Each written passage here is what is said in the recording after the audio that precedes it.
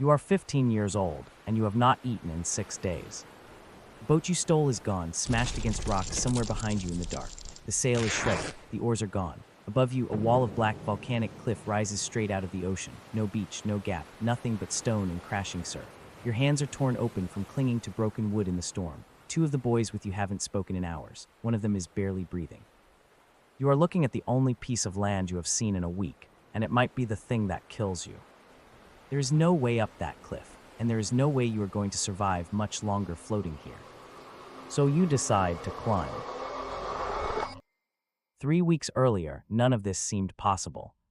6 boys, students at a strict Catholic boarding school in Nuku'alofa, the capital of Tonga. They were bored, restless in the way teenage boys are restless, and they had a plan that felt at the time like nothing more than an adventure. Borrow a small fishing boat, sail off for a few days, maybe reach Fiji, and come back with a story.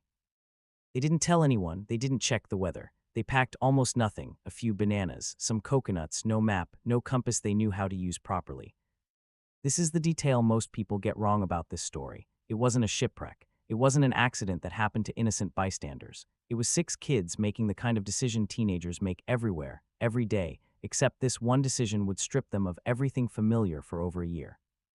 On the first night, the wind picked up. By the second day, it wasn't wind anymore. It was a storm violent enough to tear the sail apart and snap the rudder clean off the hull. For 8 days, they had no control over where they were going. No food, barely any water, just open ocean in every direction, and a small wooden boat being thrown around like a toy.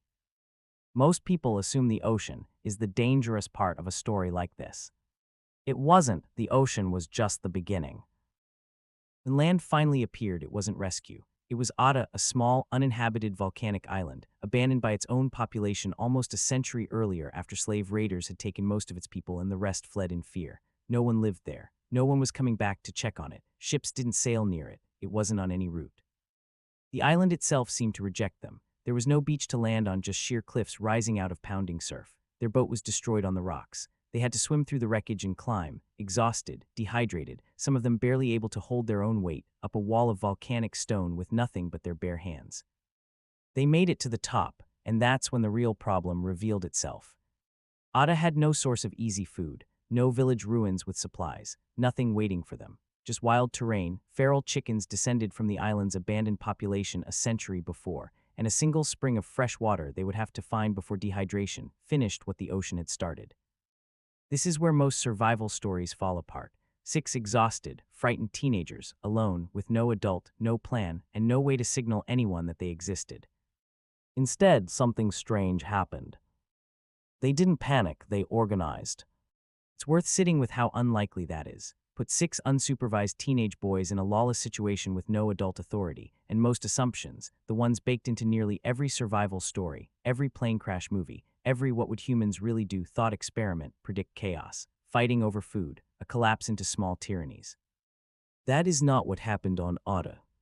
They split into teams. 2 boys were assigned to garden and food gathering, 2 to cooking, 2 to keeping watch and maintaining a fire that once lit, they made sure never went out for the entire 15 months that followed, because they knew they might only get one more chance to strike a spark. They built a rough shelter. They caught and tamed some of the wild chickens for a steady food source. They even built a crude gym out of half a coconut shell and a metal bar, and a badminton court strung between rocks, because, and this detail tends to surprise people, they understood something instinctively that most adults in their position might not have, that boredom and despair were as dangerous as hunger. And when 2 of them argued, because 6 teenagers alone for over a year will argue, they had a rule: walk away, cool off on opposite ends of the island, come back later. No one told them to make that rule. They made it themselves and they kept it.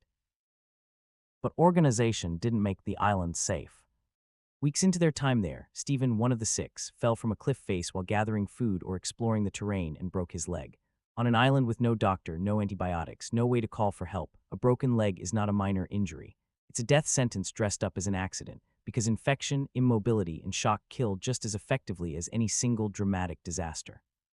The other boys set the bone themselves, as best they understood how. They built him a splint out of what the island gave them. They fed him, carried him, kept the wound clean with what little they had, and waited to see whether their friend would walk again, or whether they would watch him slowly die on a rock in the middle of the Pacific with absolutely nothing they could do about it.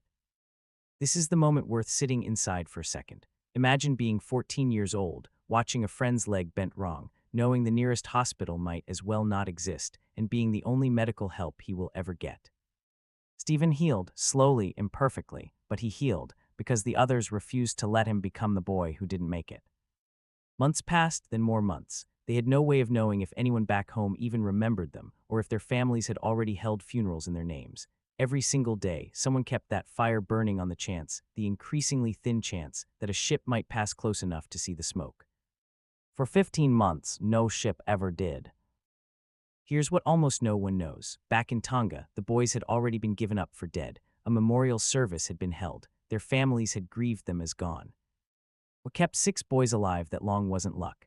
It was the decision, made early and never abandoned, to treat each other as a team with a shared fate rather than 6 individuals competing to survive.